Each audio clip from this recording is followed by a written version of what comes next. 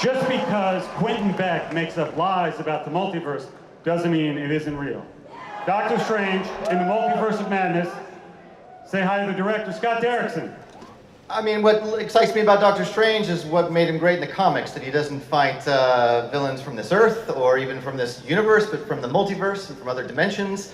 So you get into all kinds of psychedelic weirdness, which this movie is going to. But when I came and talked to Kevin about doing a sequel, I said, I don't want to do just another sequel to do a sequel. If I'm going to do it, it has to go into the territory that drew me into the Doctor Strange comics in the first place, which is how they dipped into the gothic and the horror and the horrific, and we're going to make the first scary MCU film. So what's next for him? Just easy softball questions. I think, yeah, just some, home economics, some cooking, knitwear, and a kind of crazy line in horror. Look, I'm really excited to be at the dawn of this project, and I think it's vital to maintain the integrity of humor and stuff that we had in the first film, but with this twist of horror, which I think will really have people gripped. Is that twist of horror going to change any way that you approach him as a character at all, or?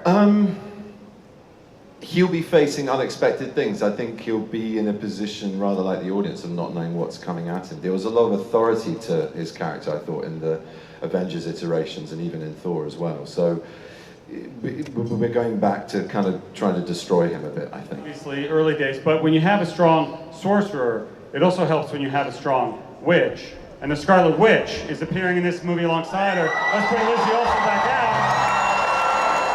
So, Elizabeth, thanks for joining us back on stage. That being said, is there anything that you can tell us about how your Disney Plus show will play into Doctor Strange and the Multiverse of Madness? I don't know if I could answer the how, but I think I'm really excited to be able to link one story on one medium and bring it into the features. We haven't done that yet, and I think that's super unique to MCU. And I think that might be the future, but I don't know anything. I really like the character of Nightmare and the concept that the nightmare realm is a dimension. I always thought that was one of and that's early. That's like in the first Strange Tale. I think that's in the introductory episode of Doctor Strange, and I always loved that. We decided not to do that just because that's a bit of a complex idea to try to introduce everything that we do introduce and introduce the idea of nightmares themselves as being another dimension. I hope somewhere down the line we get to explore that because I think that's a super cool concept. Hey everybody, it's Charlie. We had to break down that big teaser that they dropped at Comic-Con for Doctor Strange 2, The Multiverse of Madness, the big Scarlet Witch crossover. There were a lot of details that they revealed about the movie, we know who the villain is, and we know what they're going to be doing with the Scarlet Witch characters. Because of all this craziness, we're doing the Avengers Endgame Blu-ray giveaway. All you have to do to enter is be a subscriber and leave a Marvel Phase 4 comment on the video. I'll name a new winner at the end of this. Interestingly enough, some of what's going on during Doctor Strange 2 also invokes or calls back to some of the stuff that happened during Spider-Man Far From Home, so I'll explain when we get to that part. But breaking this down top 7 style. Number 7, Kevin Feige confirms, as we all suspected, that the multiverse is real despite all the lies that Mysterio was spitting out during Spider-Man Far From Home. You're saying there's a multiverse? The reason why Spider-Man has no idea what's going on with the multiverse and is learning about it for the first time here is because they established it during the original Doctor Strange movie, and even though Spider-Man was alive during the events of that movie, as all the other Avengers were, they had nothing to do with that movie, so only Doctor Strange got that tutorial in the multiverse. But I think you can assume that other really smart people like Tony Stark, if he can crack time travel, he either knows about or has theories about the multiverse already. So if you had a conversation with Iron Man about the multiverse, he wouldn't be as blown away by it as Spider-Man would be. I'm sorry, you're saying there's a multiverse? Because I thought that was just theoretical. I mean, that completely changes how we understand the initial singularity. It's insane. Sorry. But hopefully that explains what was going on with that line in Spider-Man Far From Home. That was one of the biggest questions I got after that movie came out. Wait a minute, does that mean that the multiverse is fake? No, the multiverse is real. Mysterio was only lying about being from another Earth.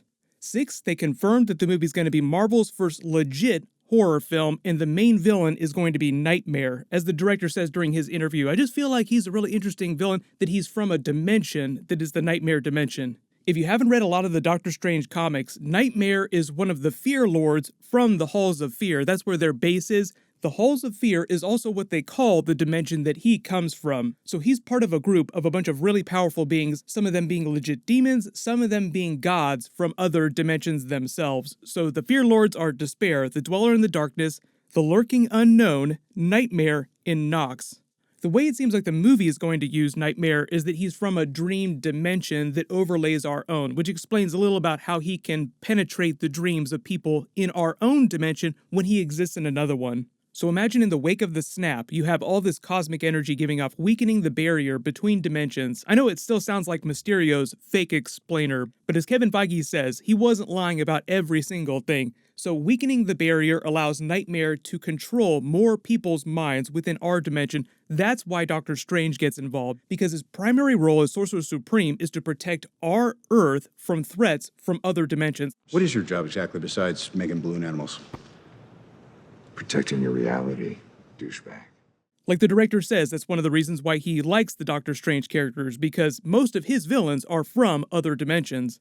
5, they confirm Scarlet Witch is going to cross over, and the plot of her WandaVision TV show will tie in with the plot of Doctor Strange 2. The reason for this actually makes more sense when you remember what one of her core abilities is, manipulating the minds of other people. So you have a character like Nightmare who just crazy powerful with godlike abilities to do something like that, but Doctor Strange hasn't demonstrated any kind of psychic abilities so far, so if he was going to fight someone with that, he would need help from someone like Scarlet Witch, who does have psychic abilities and experience manipulating other people's minds. The plot of the WandaVision TV show is a little bit weirder. Kevin Feige kind of teased that it's the weirdest thing that they've ever tried, but the way it crosses over with Doctor Strange 2 has more to do with her just developing her abilities. Like she herself teased, you will learn why she's called Scarlet Witch. She's talking about full-blown Scarlet Witch chaos magic reality warping. So didn't you think it was weird that even though she's powered by the Mind Stone, or the Mind Stone unlocked her abilities, her physical powers when she's using them look more like the red of the Reality Stone? So WandaVision will be more Theater of the Mind Legion style, like they're going to be doing a little bit of Tom King's Vision run, where Vision was trying to lead a normal suburban life with the family, and it kind of winds up going off the rails. But think about Scarlet Witch, because it's called WandaVision, as if you're watching the series through her perspective. So a lot of it really does sound like Marvel doing a version of the Legion TV show. He conjures up all these visions, he shows people things, he changes people in really fundamental ways, but it's all happening in your mind, which explains how they can have the Vision on the TV show without bringing him back to life in present day after the end of Avengers Endgame.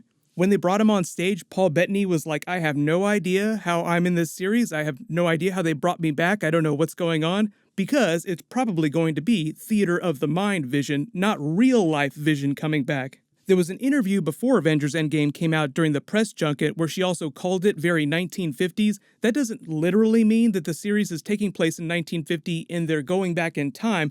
It just means more of this theater of the mind space that she creates has a very 1950s vibe to it, like you're stepping into her fantasy and her fantasy looks like it's taking place during the 1950s. Things will probably go off the rails a little bit, but that will enter the stage for Nightmare as a character to penetrate her dreams and her to get involved with Doctor Strange. For, if you were listening really careful to what Kevin Feige was saying, he also quietly confirmed another big fan theory that the Clea character will probably appear during the movie, longtime love interest of Doctor Strange from another dimension. When he was introducing Scarlet Witch on stage, he says, when you have a strong sorcerer, it helps if you have a strong witch, and the Scarlet Witch is appearing in this movie alongside her as in female sorcerer, which is the Clea character.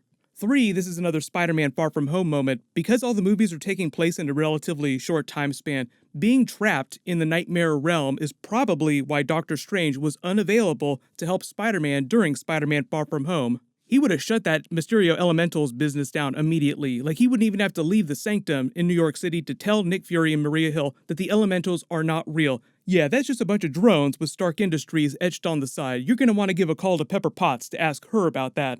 2, remember how there was a rumor about Quicksilver appearing in Avengers Endgame, regardless of what that deleted scene would have wound up being. Logically, the easiest way for him to come back for a cameo in a movie is through the multiverse and through Scarlet Witch's nightmares when they're fighting the Nightmare character. In one, the reason why this movie, the Doctor Strange sequel, is one of the most important Marvel movies in Marvel Phase 4 next to the Eternals in terms of setting up the future of the Marvel Cinematic Universe, as you probably suspected, is because of what it does with the multiverse, setting the stage for their next major Thanos Infinity Gauntlet level event, aka Avengers Secret Wars.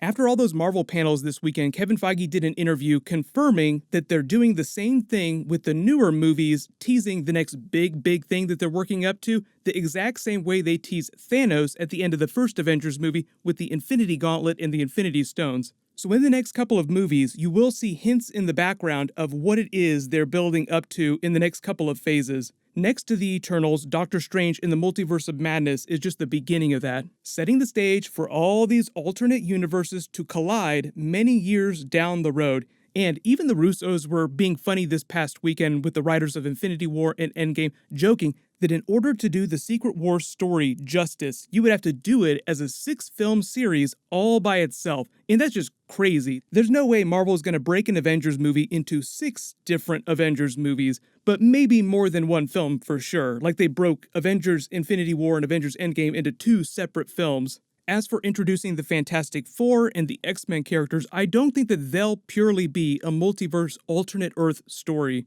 I think when we see them for the first time, they'll all come from our dimension and they'll have a way of explaining how they've been here and we just haven't known about them until now. I'm working on more Avengers Endgame deleted scenes and bonus features that they've been dropping. There's a new Shang-Chi, Iron Man, Mandarin video that I'm working on, and Spider-Man Far From Home deleted scenes. So if you have any big requests for Marvel videos, just leave them in the comments below, and I'll say congratulations to the giveaway winner from my last big video, Smudgy Ghost 330. Please email me on the About page of my channel so I can get your details. Everybody click here for my Avengers Endgame Iron Man alternate ending deleted scene, and click here for my breakdown of the Black Widow Comic-Con trailer. Thank you so much for watching. Everybody stay awesome. I'll see you guys tonight.